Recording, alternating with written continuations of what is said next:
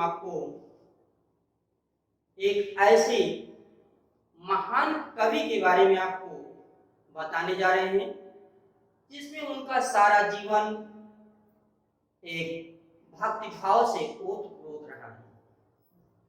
आइए सबसे पहले हम शुरुआत करते हैं भक्त कवि शिरोमणि सूरदास जी के बारे में। सूरदास जी सगुण मार्गी कृष्ण भक्ति शाखा के प्रमुख कवि हैं। वैसे तो सबसे प्रमुख बात तो यह है कि दास का अर्थ होता है सेवक। सूरदास जी भगवान श्री कृष्ण के अनन्य भक्त हैं। उनकी भक्ति भी दासता से युक्त है। आइए इनके संक्षिप्त जीवन परिचय के बारे में देखें। इनके जन्म के बारे में भी कई मत हैं, लेकिन कहा जाता है कि इनका जन्म आगरा से मथुरा जाने वाली सड़क पर स्थित रुनकटा गांव में सन 1478 ईस्वी में वैशाख शुक्ल पक्ष पंचमी तिथि को दिन मंगलवार संवत 1535 विक्रमी में हुआ था। लेकिन कुछ विद्वान यहीं पर इनका खंडन करते हैं। वो उनका मत है कि इनका जन्म दिल्ली के निकट सीही गांव में हुआ था। इसके अतिरिक्त भी इनके माता पिता, कुटुंबीजनों एवं बंधु बांधवों का कुछ भी पता नहीं चलता है, जिससे ये नहीं कहा जा सकता है कि इनका जन्म फला स्थान पर हुआ था। लेकिन जो भी रहा हो, लेकिन अधिकतर विद्वान रुनकटा नामक गांव ही मानते हैं, जिसे हमें आपको भी मान लेना चाहिए। वास्तव में कहते हैं कि ये बचपन से ही विरक्त हो गए थे, अर्थात इनका स्वभाव भी एक विलक्षण था, अद्भुत विलक्षण था। ये गौ घाट पर रहकर के विनय के पद गाया करते थे। एक बार वल्लभाचार्य जी गौ घाट पर रुके, जहां पर ये रह करके, जिस मंदिर में रह करके ये विनय के पद गाते थे, वहीं पर वल्लभाचार्य जी का आगमन हुआ। सूरदास जी ने स्वरचित अपने द्वारा एक पद गा करके उनको सुनाया। वल्लभाचार्य जी उस पद से बहुत प्रभावित हुए और उन्होंने इनको श्री कृष्ण की लीला गान करने का सुझाव दिया कि आप श्री कृष्ण की लीला का गान करो। वल्लभाचार्य जी के आदेश के अनुसार सूरदास जी श्री कृष्ण का लीला गान करने लगे और उसी समय से उन्होंने वल्लभाचार्य जी को अपना गुरु मान लिया और ये सूरदास जी वल्लभाचार्य जी के शिष्य बन गए। वल्लभाचार्य जी ने इनको गोवर्धन पर बने श्रीनाथ जी के मंदिर में कीर्तन करने के लिए रख दिया।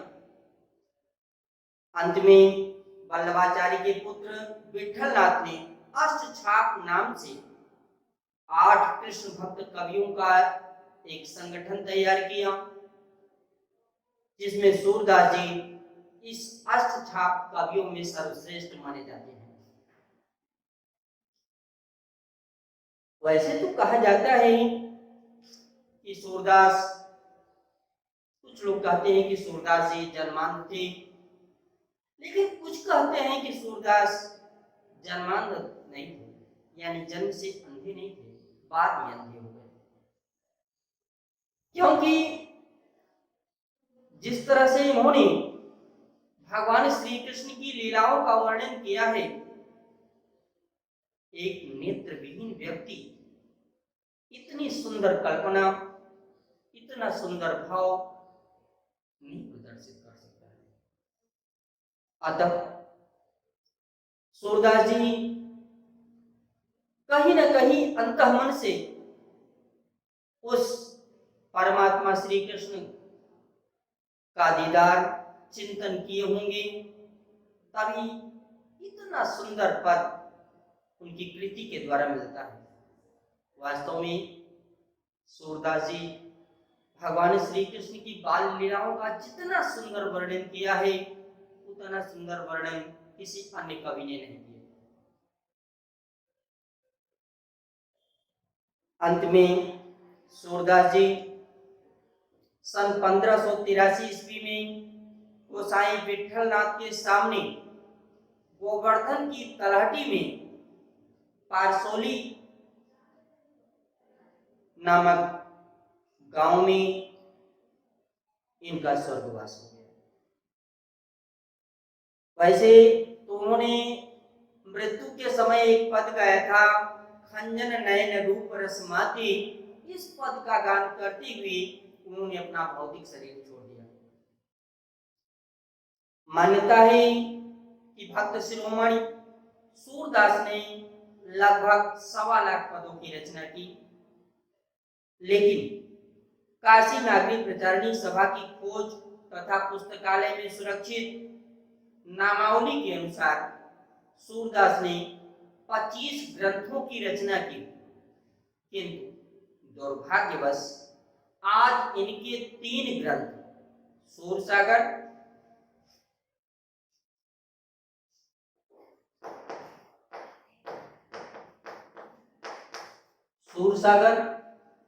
सूरसारावली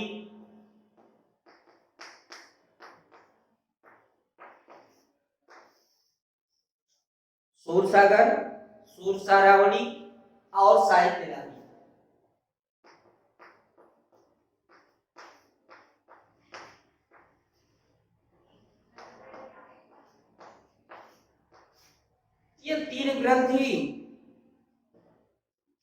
ये केवल 3 ग्रंथ ही उपलब्ध हो पाए।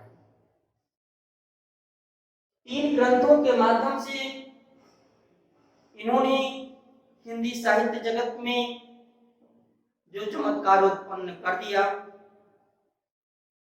वह सराहनीय है।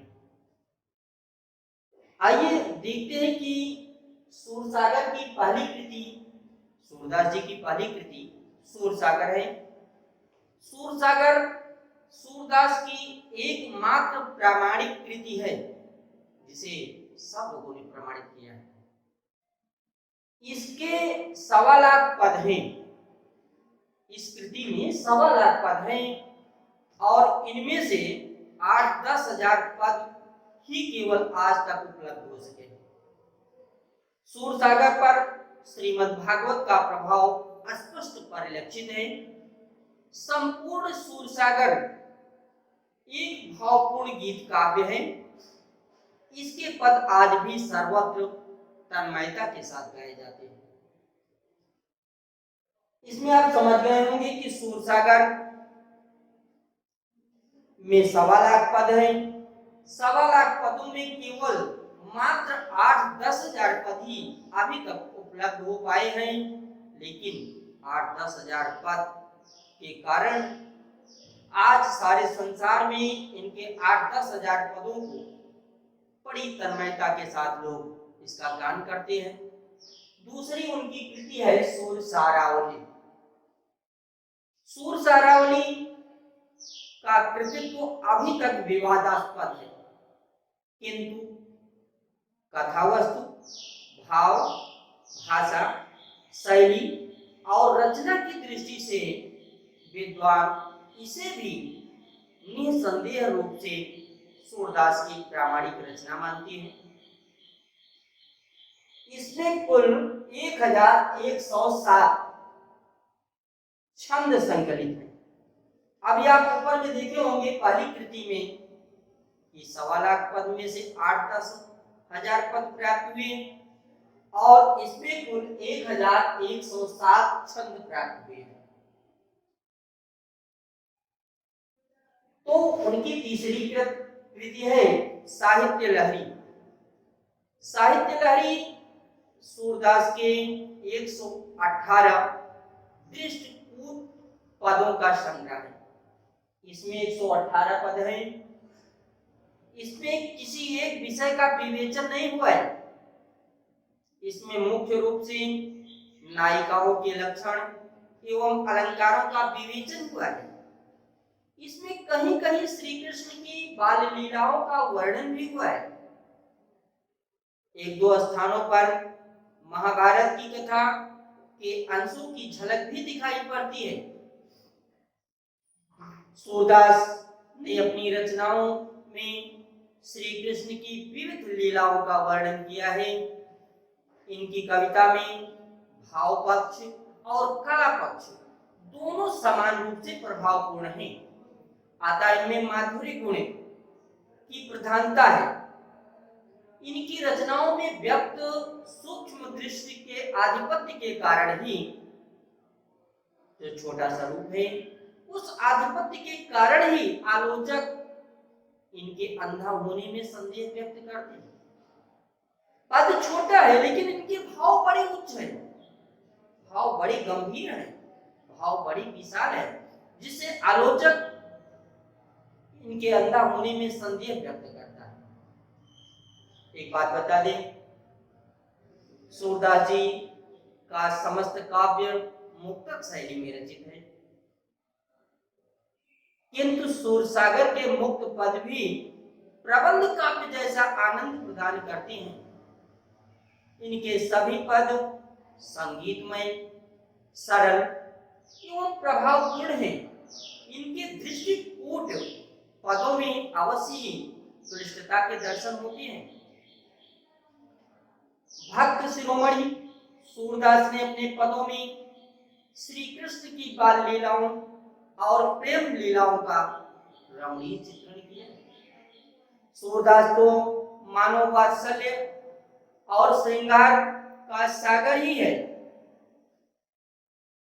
इनकी अंधी आंखों ने जिस रूप एवं भाव सौंदर्य को देखा, उसे देखने के लिए 400 वर्षों से कवियों की आंखें लालाई थी।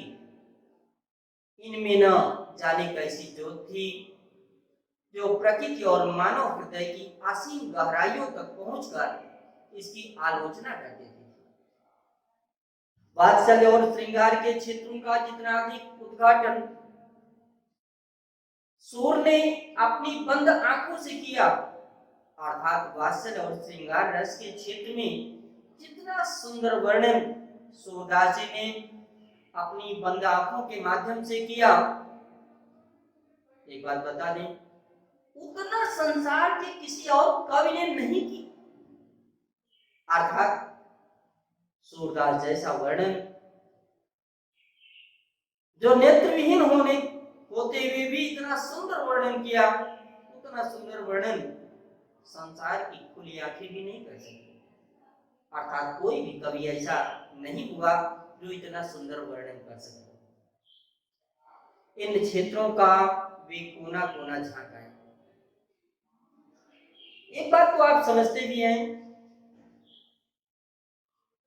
सूर सूर तुलसी शशि, सूरदास जी उगते हुए सूर्य हैं। आप देखते हैं लोग कहते हैं कि सभी लोग उगते सूर्य को प्रणाम करते हैं। सूरदास जी ने भगवान श्री कृष्ण की बाल लीलाओं का जो जितना सुंदर वर्णन किया, उससे यह पता चलता है कि सूरदास की भक्ति अलौकिक है।